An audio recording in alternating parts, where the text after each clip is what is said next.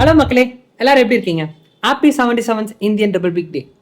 Republic டேனாலே நம்ம சில பேர்த்தோட வாட்ஸ்அப் ஸ்டேட்டஸில் ஹாப்பி ரிபப்ளிக் டே அப்படின்றத பார்ப்போம். அண்ட் ஃப்ளாக் விஷ் பண்ணுவாங்க, ஸ்வீட்ஸ் கொடுப்பாங்க ஸ்ட்ரீட்ஸில்.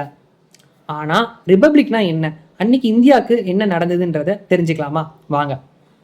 August 15, 1947 அப்போ நம்ம இந்தியா பிரிட்டிஷ்ட இருந்து ஃப்ரீடம் வாங்குச்சு.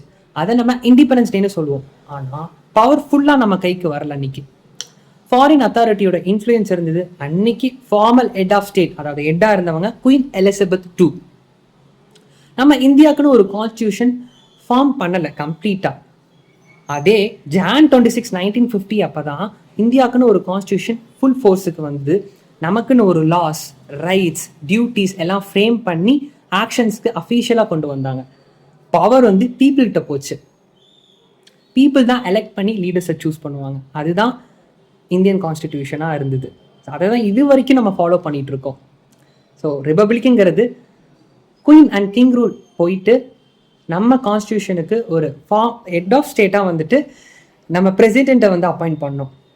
இனிமேல் யாராச்சும் வந்து உங்ககிட்ட கேட்டாங்கன்னா ரிபப்ளிக்குங்கிறது நம்ம அஃபீஷியலாக பவர் வந்தது தான் ரிபப்ளிக்குன்னு சொல்லுங்க.